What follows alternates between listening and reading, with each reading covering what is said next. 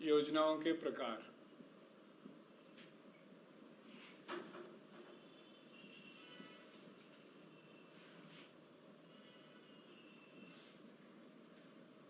योजनाओं के प्रकार में पहला लिखो बॉम्बे प्लान।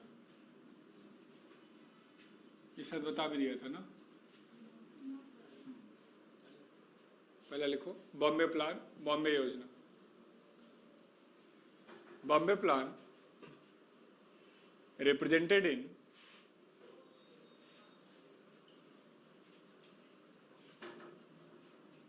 (1944) विवेक पहले आप जीएस में अटैच करो जल्दी से दोनों। 1944 1944 बाई ग्रुप ऑफ 8 इंडस्ट्रियलिस्ट, 8 उद्योगपतियों के समूह के द्वारा। By the group of 8 industrialist, 8 उद्योगपतियों के समूह के द्वारा।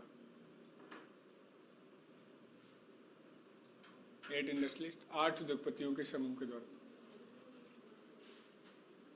उस समय के जितने बड़े बड़े इंडस्ट्रियलिस्ट थे, टाटा, बिरला, बजाज, सारे के सारे इसके मेंबर थे। तो लिखो this plan is also known as Tata Birla plan. इस योजना को टाटा बिरला योजना भी कहते हैं। Known as Tata Birla plan, Tata Birla योजना भी कहते हैं। टाटा बिरला प्लान कर दिए दोनों में ऐड, टाटा बिरला योजना भी कहते हैं। सारे के सारे इंडस्ट्रियलिस्ट हैं, तो इनका प्लान कैसा हुआ, कैपिटलिस्ट या सोशलिस्ट? तो लिख लोगे this plan was based on concept of capitalism. यह योजना पूंजीवाद पर आधारित योजना थी।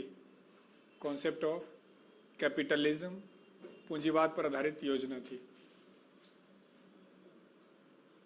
कॉन्सेप्ट ऑफ कैपिटलिज्म पूंजीवाद पर आधारित योजना थी।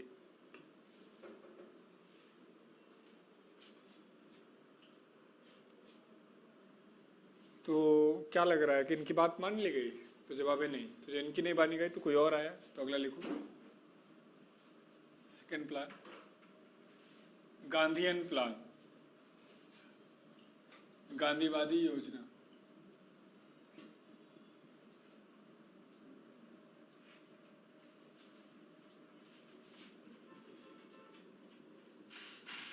(1944) बाई श्रीमन नारायणन। श्रीमन नारायणन के द्वारा।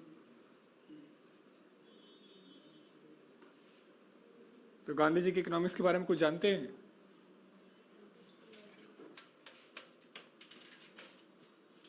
गांधी जी के इकोनॉमिक्स के बारे में सुना है? नहीं। गांधी जी दो चीज़ों पे बात करते हैं, एक तो स्मॉल इंडस्ट्री, लघु उद्योग। और स्मॉल इंडस्ट्री की अच्छी बात क्या है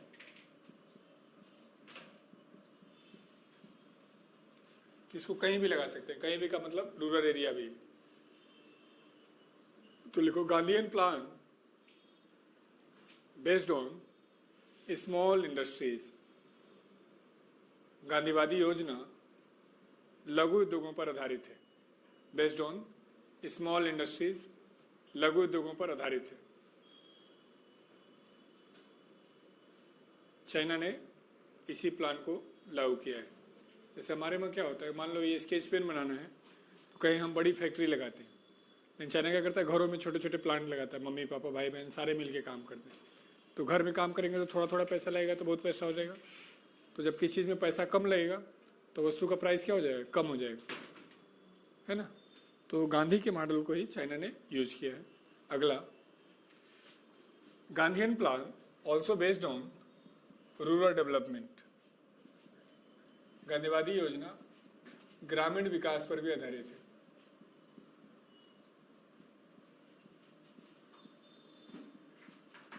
ग्रामीण विकास पर भी आधारित है।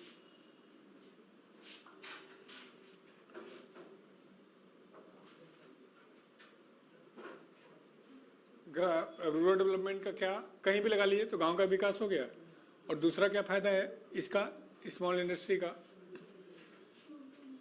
तो ज़्यादा से ज़्यादा लोगों को जॉब देता है, क्योंकि टेक्नोलॉजी का यूज कम होगा तो ज़्यादा से ज़्यादा लोगों को जॉब मिलेगा। तो दो बातें हो गई, गांव का विकास और रूरल डेवलपमेंट। तीसरा, Gandhian plan also based on trusteeship. गांधीवादी योजना न्यासिता की विचारधारा पर भी आधारित है। ऑल्सो बेस्ड ऑन ट्रस्टीशिप, न्यासिता की विचारधारा पर भी आधारित है।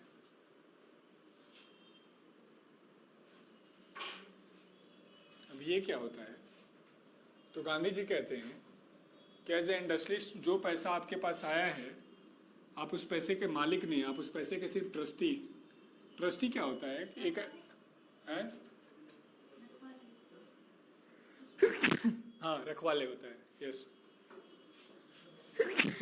एक ऐसा व्यक्ति जो पैसा ले करके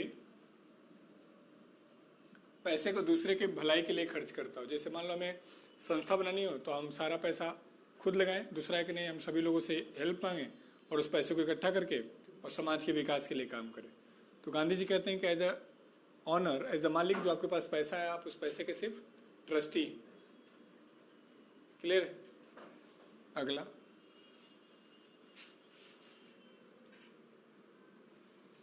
न्यू गांधीयन प्लान, नई गांधीवादी योजना। न्यू गांधीयन प्लान, नई गांधीवादी योजना।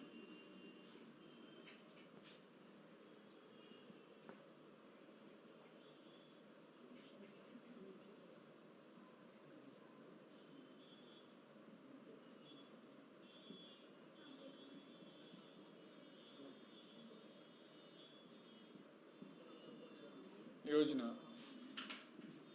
in 2003 by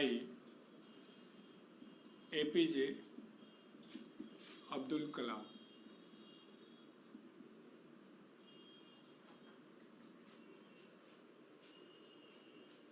by APJ Abdul Kalam.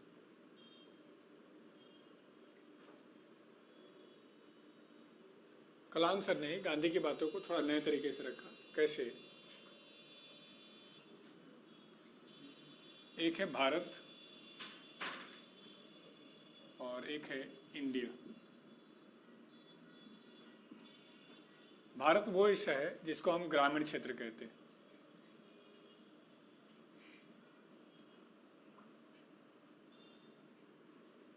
जहाँ पे इंडिया वो हिस्सा है जिसको हम शहरी क्षेत्र कहते हैं। ये वो हिस्सा है जहाँ 3G है, 4G है, 5G की तैयारी चल रही है ना। ये वो हिस्सा है जहाँ कभी कभी बिजली आ जाती है। ये वो हिस्सा है जहाँ मेट्रो है, ऑटो है, टैक्सी है, ओला उबर है। ये वो हिस्सा है जहाँ पर हम गांव में बरसात में गांव आइलैंड के तरीके से बिहेव करने लगते हैं। ये वो हिस्सा है जहाँ स्कूल है तो मास्टर जी नहीं है, मास्टर जी तो स्कूल नहीं है, ये है ना। और यहाँ सब कुछ है। तो गांव में जन्म लेने वाला हर व्यक्ति क्या चाहता है? शहर की तरफ भाग जाए, या अपने जन्म को एक गुनाह मानता है और उस गुनाह को सुधारने का प्रयास करता है। तो सभी लोग ऐसा सोच रहे हैं।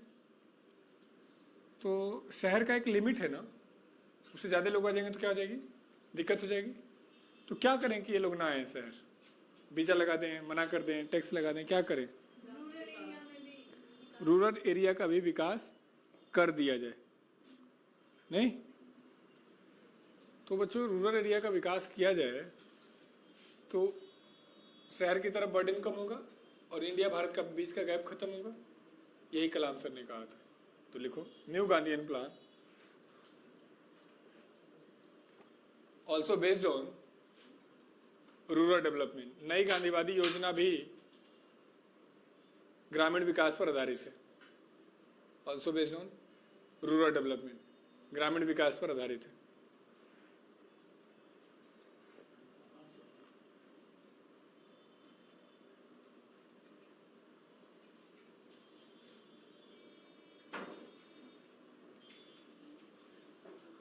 क्लियर है? This plan is also known as पूरा मॉडल। यही आता है एग्जाम में, पूरा मॉडल किसने दिया? पूरा का full form, providing urban amenities in rural area, ग्रामीण क्षेत्रों में शहरी सुविधाएं प्रदान करना। Urban amenities in rural area, ग्रामीण क्षेत्रों में शहरी सुविधाएं प्रदान करना। ये हाँ, इसी को सचिन सर, ये टीवी बन नहीं जाएगा? कहाँ बनेगा?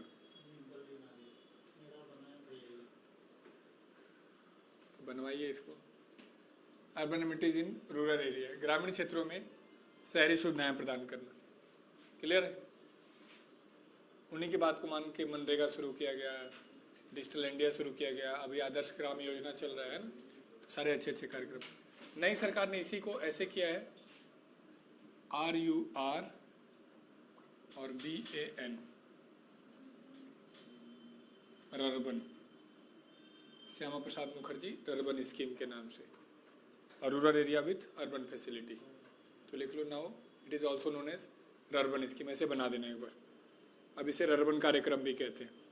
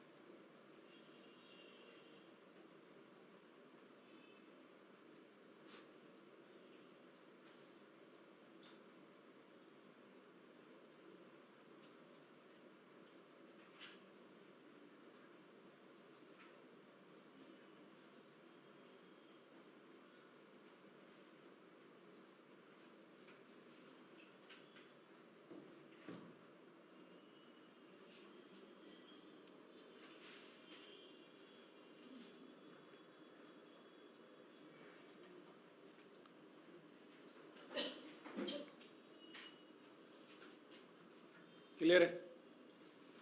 चलो अगला लिखो, पीपल प्लान, जनता योजना।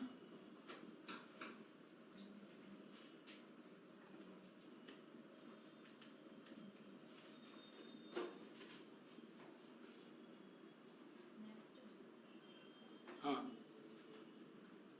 in 1945 by M.N. Roy, M.N. Roy के द्वारा।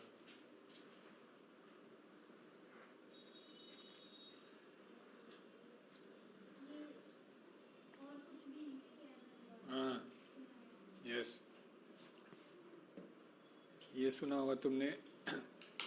M.N. रॉय भारत में संविधान सभा की डिमांड करने वाले पहले व्यक्ति, कॉन्स्टिट्यूशन असेंबली की डिमांड सबसे पहले इन्होंने की थी।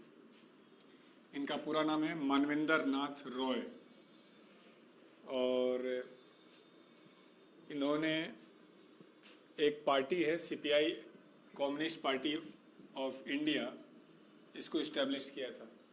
इसी से अलग होकर के CPI-M, communist Marxist party of India, एक दूसरी पार्टी बन गई थी। नहीं तो बल्कि इन्हें हम फादर ऑफ कम्युनिज्म कहते हैं इन इंडिया। इन्हें हम भारत में साम्यवाद का जनक कहते हैं, फादर ऑफ कम्युनिज्म, साम्यवाद का जनक। तो ये साम्यवादी हैं, इनका प्लान साम्यवादी है, इनका विजन साम्यवादी है, तो इनका योजना भी कैसा होगा? साम्यवादी होगा। हाँ, बता रहे हैं, तो लिखें, पीपल प्लान, जनता योजना साम्यवाद पर आधारित योजना है। People plan based on concept of communism, साम्यवाद पर आधारित योजना है।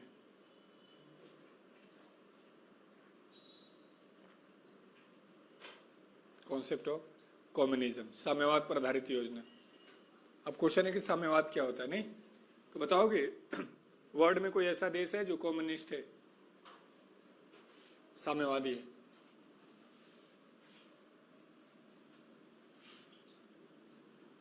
सुना है कोई देश जो कम्युनिस्ट हो? चाइना है। तुमको क्या होगा, तुम्हारा वो एग्जाम का? अच्छा,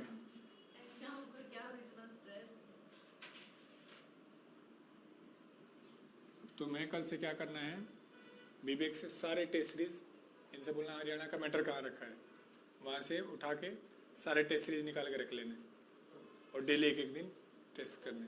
हाँ। और पूरा मतलब ये 20 दिन जी जान लगा देना सब कुछ भूल के। हाँ, नेट करके फिर तैयारी करनी पड़ती है, यहाँ तो नौकरी मिल जाएगी।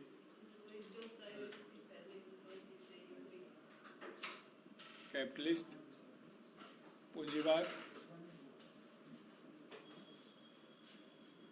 वो आजकल दीदी नहीं आ रही, नीचे बैठी हुई।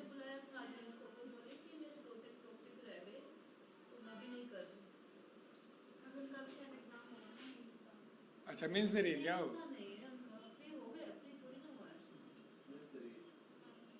मीन्स दे रही है? तो मेरे बच्चे जब मीन्स हुआ है, प्री हुआ तभी तो मीन्स दे रही है।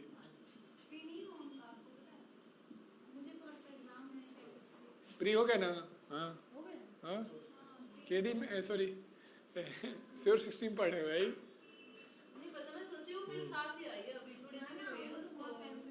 वो तो बहुत दिन हो गए।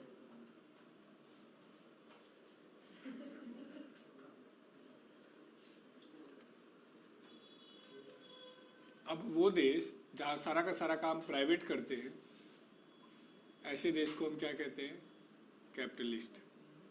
Private bank, private hospital, private restaurant, ऐसा किसी देश में एक बार ऐसे बना लो, फिर साथ के साथ देखते रहे।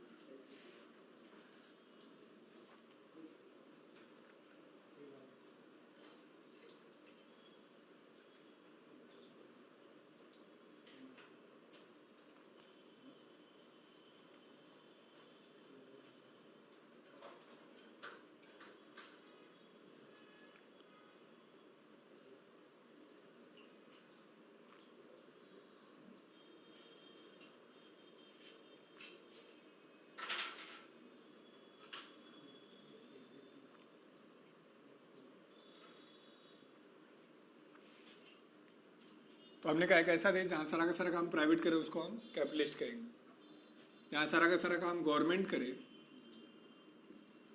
उस देश को हम क्या कहेंगे? सोशलिस्ट। सरकारी बैंक, सरकारी हॉस्पिटल, सरकारी रेस्टोरेंट, इस देश को हम सोशलिस्ट कहेंगे।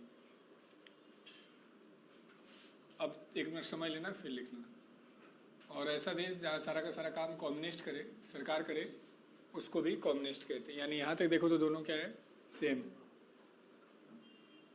इनका पर्पस है प्रॉफिट कमाना, लाभ। इनका पर्पस है इक्वल डेवलपमेंट, समान विकास करना। गरीब भी आगे बढ़े, अमीर भी आगे बढ़े, सबका विकास। इनका पर्पस भी समान विकास करना।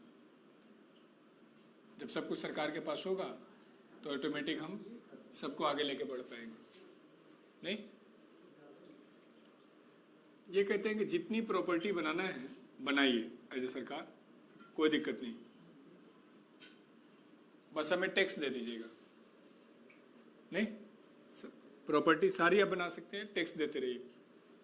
इनका कहना है कि एक लिमिट तक प्राइवेट प्रॉपर्टी, एक लिमिट से ज़्यादा प्राइवेट प्रॉपर्टी बनाएंगे तो आप देश को नुकसान करेंगे, गरीबों को परेशान करेंगे।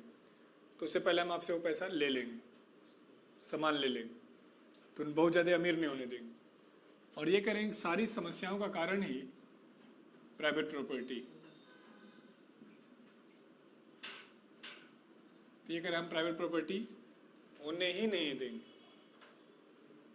क्लियर है? एक बार लिखो यहाँ पे, फिर समझाते हैं कैसे।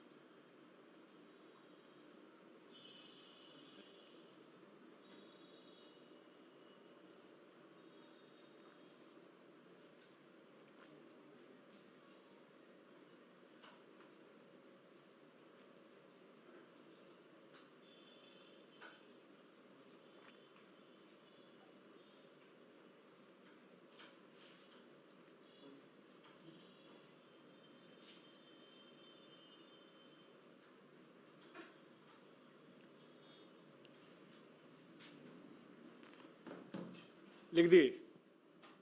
अब देखो एक एग्जाम्पल से, मान लो आप किसी ऐसे देश में हो जहाँ सब कुछ कैपिटलिस्ट के पास है और आपके मकान के 2 कमरे खाली पड़े हैं, तो आपने सरकार को बताया कि मेरे मकान के 2 कमरे खाली पड़े हैं, तो सरकार क्या करेगी, ठीक है आप इसको किराए पर दे दो, इससे आपके सामान का यूज हो जाएगा और आपको प्रॉफिट मिल जाएगा। मान लो आप एक ऐसे देश में हो जहाँ सब कुछ सरकार के पास है और आपने बताया कि जी मेरे मकान के 2 कमरे खाली पड़े, तो सरकार क्या करेगी, आपसे वो 2 कमरा ले करके उसको दे देगी जिसके पास मकान नहीं है। तो आपके पास ज़्यादा था, उसके पास नहीं था, तो इक्वल हो गए। और आप किसी ऐसे देश में हो जहाँ जिसे कम्युनिस्ट कहते हैं, आपने सरकार को बताया कि मेरे मकान के 2 कमरे खाली पड़े, सरकार ने बहुत आश्चर्य व्यक्त किया कि आपके पास मकान भी है, आपने हाँ है, तो सरकार वो मकान ही एक्वायर कर लेगी। क्लियर है? यानी यहाँ कोई प्रॉपर्टी, कोई घर नहीं होगा। लोगों ने पूछा कि सरकार से कि घर नहीं होगा, प्रॉपर्टी नहीं हो, तो हमारी क्या होगी? सरकार ने कहा आपकी अपनी फैमिली होगी, फैमिली के साथ आप हमारे साथ रहिए। इसमें यहाँ तक कहा गया कि work according to your ability, आप अपनी योग्यता के अनुसार कार्य करें, and we will pay according to your need, हम आपकी आवश्यकता के अनुसार आपको भुगतान करेंगे। जैसे मान लो आप पढ़ने लिखने में बहुत अच्छे रहे, पढ़ लिख करके किसी कंपनी के CEO बन गए। अब आपके पास एक पति है, एक पत्नी है, 2 बच्चे हैं, मम्मी पापा हैं, कुल कितने लोग हैं आप लोग? 6। तो सरकार क्या करेगी, आपको 3 कमरे का मकान दे देगी, 6 सीट वाली गाड़ी दे देगी, आराम से आइए रहिए, एंजॉय करिए। आप ही की कंपनी में एक सिक्योरिटी गार्ड है, पूरा निकम्मा है, उसके पास एक पत्नी है, 5 बच्चे हैं और 2 मम्मी पापा हैं, कुल कितने हो गए? 9। सरकार उसको 5 कमरे का मकान दे देगी, 10 सीट वाली कार, तो 10 सीट वाली कोई कार तो होती नहीं है, छोटी बस दे देगी, है ना, आराम से रहिए। मतलब क्या, यहाँ सारी जिम्मेदारी सरकार की है। तो सोच के बताओ, ऐसे देश में कोई काम करेगा? जब सब कुछ सरकारी दे देगी तो कोई काम नहीं करेगा। तो इसलिए सरकारें यहाँ स्ट्रिक्ट होती है। चाइना इसका अच्छा एग्जाम्पल है। सुबह 5 बजे घंटा बजाएंगे तो जगना ही होगा, 10 बजे घंटा बजाएंगे तो सोना ही होगा। टीवी के सिर्फ 3 चैनल, एक म्यूजिक चैनल जिसमें देशभक्ति टाइप की मूवी गाने, एक मूवी चैनल जिसमें देशभक्ति टाइप का मूवी, एक न्यूज चैनल जिसमें सिर्फ सरकार की तारीफ, कोई अपोजिशन नहीं। पार्टी ही डिसाइड करेगी कि कौन PM बनेगा, कौन नहीं बनेगा। पार्टी का जो सदस्य होगा वही वोट करेगा, आम आदमी वोट नहीं कर सकता। पार्टी के सदस्य होने के लिए अपनी कमाई का आपको 10% हिस्सा हर महीने देना होगा। हर जीवन में 3 साल आर्मी की ट्रेनिंग लेनी होगी, तब पार्टी का मेंबर बनेगा। नहीं तो अपने आप में एक स्ट्रिक्ट सिस्टम। तो ऐसा होगा तो देश मजबूत होगा, है ना। आप मैं देश के पॉइंट ऑफ व्यू से देखें तो इससे अच्छा कोई कॉन्सेप्ट नहीं है, लेकिन व्यक्ति के पॉइंट ऑफ व्यू से देखें तो इससे बुरा कुछ नहीं।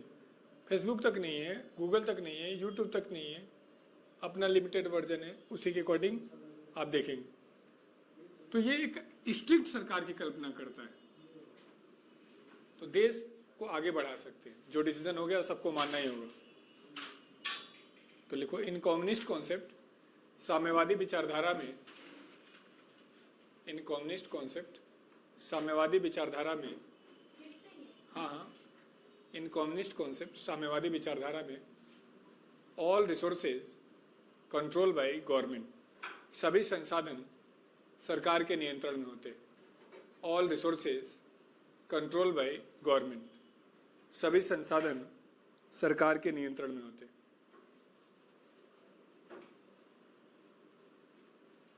Control by government.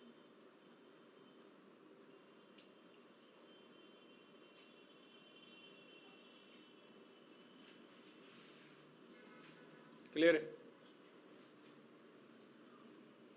Communist system अच्छा है, लेकिन बस प्रॉब्लम क्या है कि ये वाला कोई देश लागू नहीं कर पाता, अभी किसी देश में लागू नहीं हुआ, प्रैक्टिकली ये पॉसिबल नहीं है ना।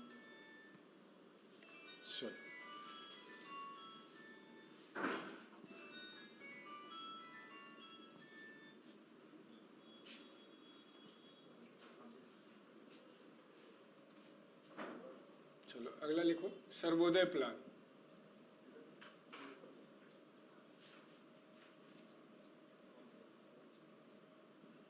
सर्वोदय योजना,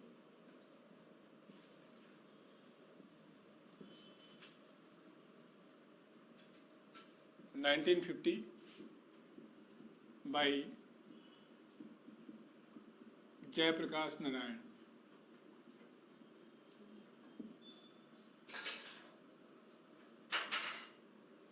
जयप्रकाश नारायण।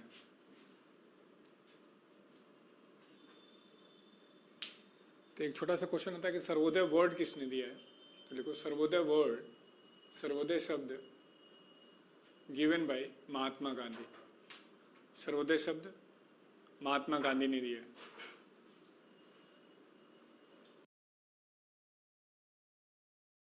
Given by Mahatma Gandhi. गांधी जी एक मैगजीन लिखते थे, हरिजन। उसी हरिजन मैगजीन में उन्होंने एक कॉन्सेप्ट दिया था, राम राज्य। राम राज्य का कॉन्सेप्ट क्या कहता है कि एक ऐसा समाज जहाँ कोई दुखी ना हो, एक ऐसा समाज जहाँ सबके पास सारी सुविधाएं हों, ऐसे समाज को हम क्या कहते हैं? राम राज्य। यहाँ तक आ गया कि एक ऐसा समाज जहाँ नदी के एक ही तट पर शेर और बकरी पानी पी रहे होंगे और बकरी शेर को देख के मुस्कुरा रही होगी, कुछ कर नहीं सकते। राम जी का शासन है। पॉसिबल है? नहीं। या तो बकरी का जीवन से प्यार खत्म हो गया है या शेर पूरा निकम्मा हो गया है। इसका मतलब क्या है कि एक ऐसा समाज जहाँ गरीब और अमीर के बीच में, बड़े और छोटे के बीच में कोई खाई नहीं हो, तो उसको हम राम राज्य के रूप में डिफाइन कर रहे हो। तो एक वर्ड सुना होगा आपने, डेमोक्रेसी। क्या होता है डेमोक्रेसी? लोकतंत्र किसे कहते हैं?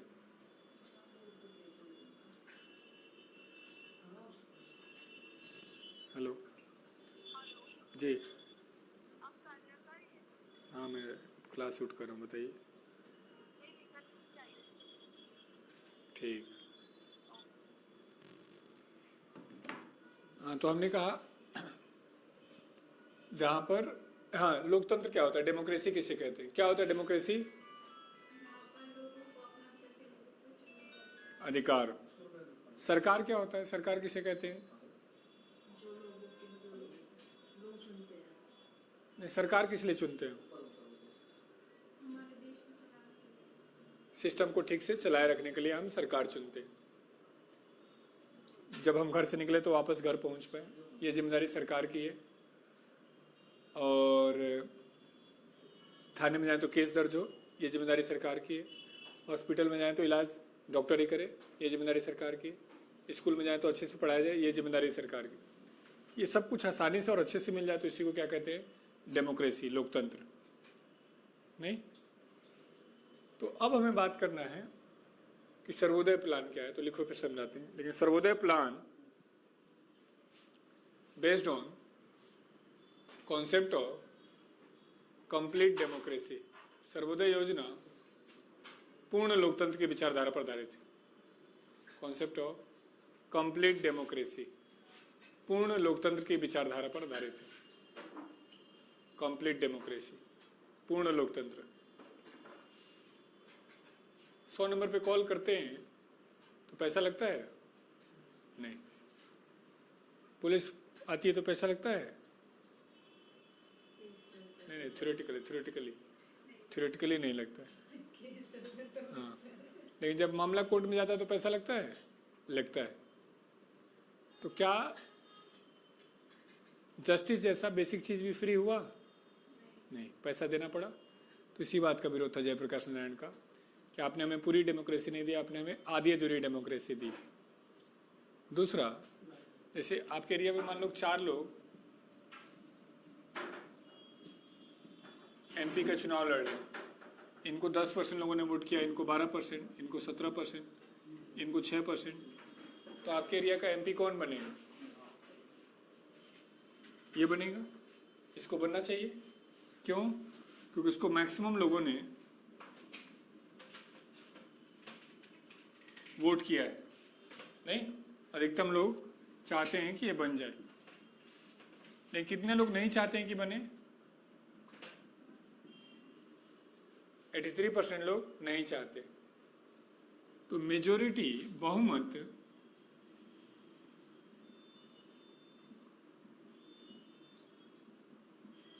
इसके खिलाफ है। तो डेमोक्रेसी मेजोरिटी का शासन होता है या मैक्सिमम का? मेजोरिटी का। और हो क्या गया है? मैक्सिमम। इसीलिए हम जाति धर्म का राजनीति कर रहे हैं। मुझे कुछ नहीं करना है, पता कर लेना उस एरिया में किस जाति के लोग हैं, किस धर्म के लोग हैं, और उन्हीं के बारे में बकवास करना है या उन्हीं जाति या धर्म के कैंडिडेट को खड़ा कर देना। तो इन्होंने ये सारी बातें कही थी, कहीं सब गलत है और हमें कैसा चाहिए, कंप्लीट डेमोक्रेसी, पूर्ण लोकतंत्र। तो अब हुआ, कितने प्लान बता दिए हमने? 5 नहीं 5 ही है, 5।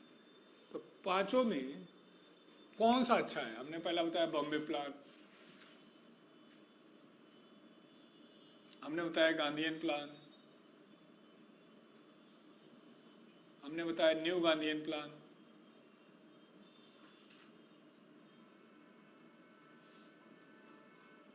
हमने बताया पीपल प्लान, हमने बनाया सर्वोदय प्लान,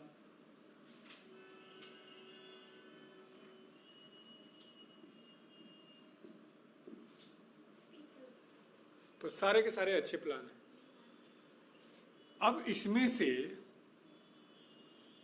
भारत सरकार के सामने था कि कौन सा प्लान एक्सेप्ट किया जाए। तो भारत सरकार ने इसमें से कोई सा ही प्लान एक्सेप्ट नहीं किया।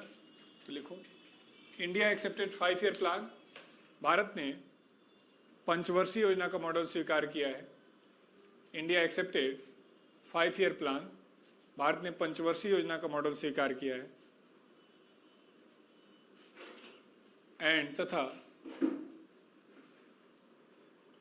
It is taken from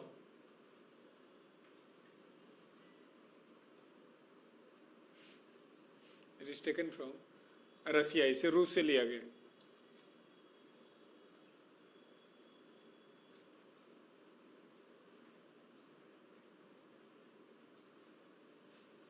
taken from रसिया, इसे रूस से लिया गया। अब आया कि प्लान बनेगा कैसे। तो इसके लिए बच्चों हम लोगों ने एक प्लानिंग कमीशन बनाया था।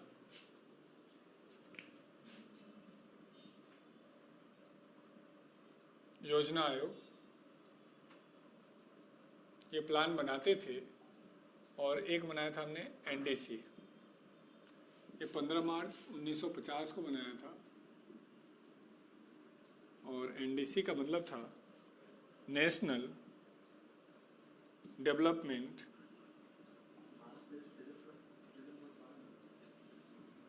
काउंसिल, राष्ट्रीय विकास परिषद।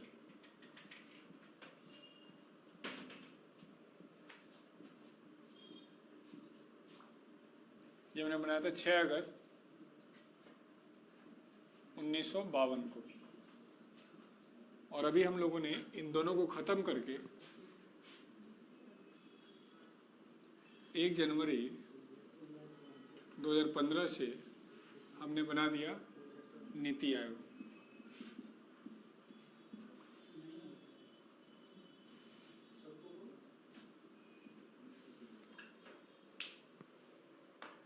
आप अपना ट्राई करिए, कोई दिक्कत नहीं।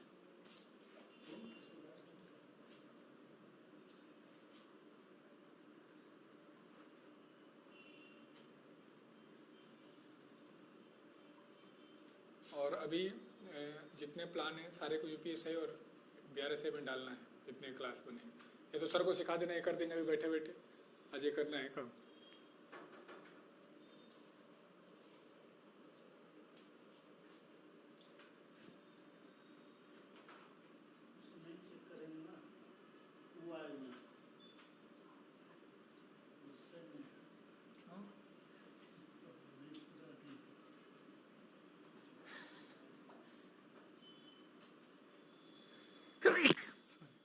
और बच्चों हेडिंग डालो। अच्छा, ये प्लान को डिजाइन करते थे और ये प्लान को अप्रूव करते थे। तो पहले एक क्वेश्चन आता था कि प्लान बनाता कौन है, प्लान को अंतिम स्वीकृति कौन देता है। तो प्लान बनाता था प्लानिंग कमीशन, योजना आयोग, और उसको अंतिम रूप से अप्रूव करता था NDC, national development council.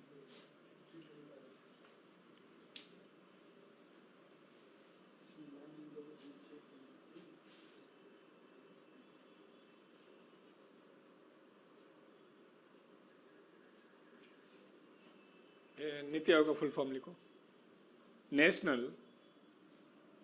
Institution for transforming India, national institution for transforming India.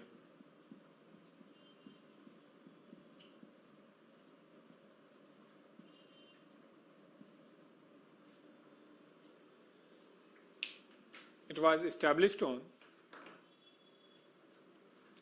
1 जनवरी 2015। इसकी स्थापना 1 जनवरी 2015 को की गई।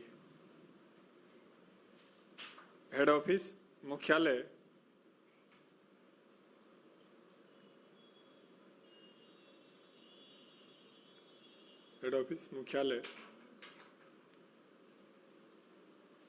न्यू दिल्ली।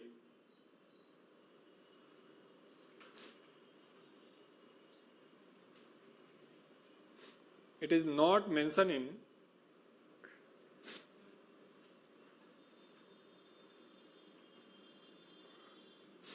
our constitution। इसका उल्लेख हमारे संविधान में नहीं है।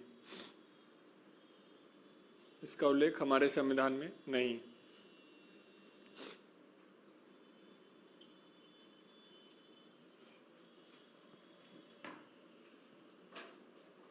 PM is the chairman of NITI Aayog.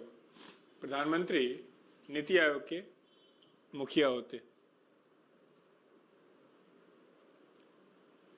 PM is the chairman of NITI Aayog. प्रधानमंत्री नीति आयोग के मुखिया होते।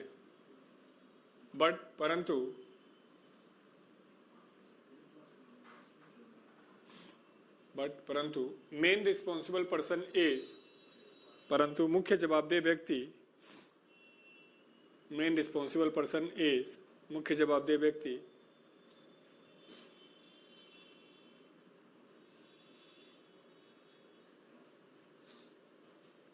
Deputy chairman. मुख्य जवाबदेह व्यक्ति उपसभापति होता है। डिप्टी चेयरमैन उपसभापति। Present deputy chairman is mister Rajiv Kumar.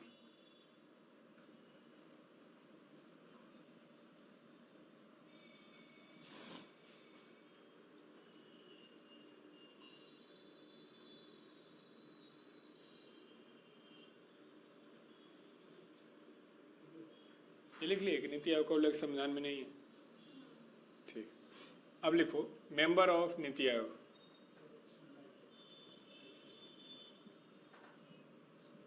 NITI Aayog, NITI Aayog के सदस्य। पहला, मैक्सिमम 4 मेंबर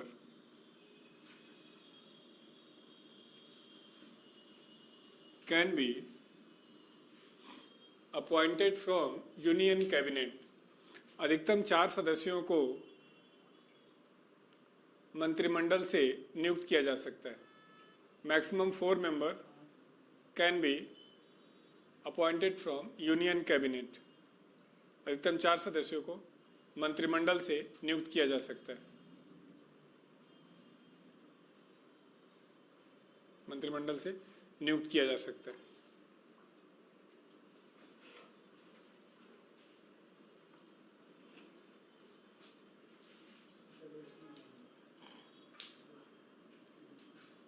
चारों का नाम लिखो। पहला, मिस्टर अमित शाह। कौन है बच्चों ये? तो लिख लो, होम मिनिस्टर।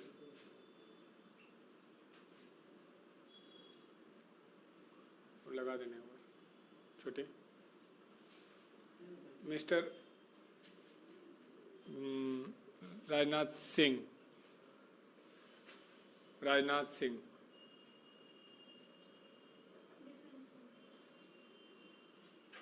तो राजनाथ सिंह कौन है? तो लिख लो डिफेंस मिनिस्टर।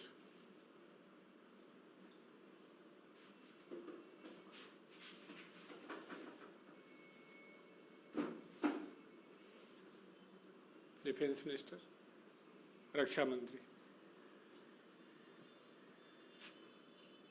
अगला, मंत्रिमंडल समझते हैं? यूनियन कैबिनेट क्या होता है? क्या होता है? देश के सभी मेन मंत्रियों को मिला करके हम क्या बनाते हैं, मंत्रिमंडल, है ना। तो सरकारें टाइम टू टाइम अलग अलग तरीके से डिफाइन कर सकती हैं कि कौन होगा मंत्रिमंडल में, कौन नहीं होगा। कभी 14 मंत्री, कभी 22 मंत्री, ऐसे ऐसे अलग अलग टाइम पे हम अलग अलग तरीके से डिफाइन कर रहे होते हैं। अगला, मिसेस निर्मला सीतारमण।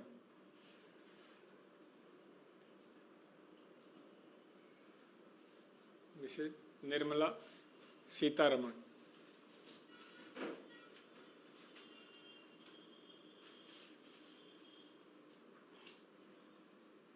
ये कौन है, फाइनेंस मिनिस्टर।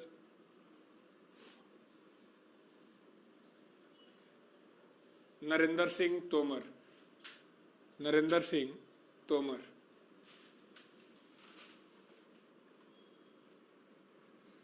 नरेंद्र सिंह तोमर। नरेंद्र सिंह तोमर में क्या है ये, तो ये रूरल डेवलपमेंट मिनिस्ट्री है, ग्रामीण विकास मंत्री, रूरल डेवलपमेंट मिनिस्ट्री, ग्रामीण विकास मंत्री। अगला,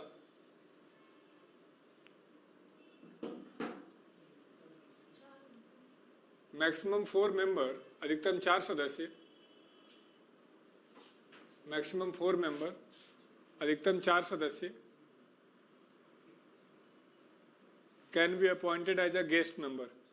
अधिकतम 4 सदस्यों को आमंत्रित सदस्य के रूप में नियुक्त किया जा सकता है।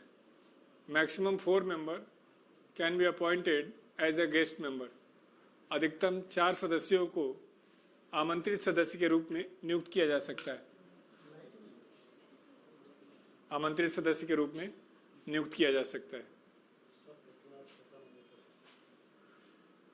7:30 आमंत्रित सदस्य के रूप में नियुक्त किया जा सकता है। पहला, चारों का नाम लिखो। मिस्टर नितिन गडकरी,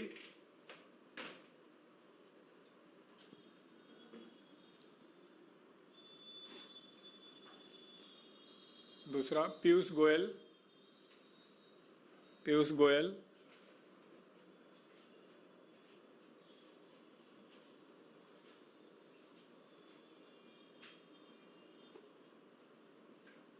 तीसरा थावरचंद गहलोत,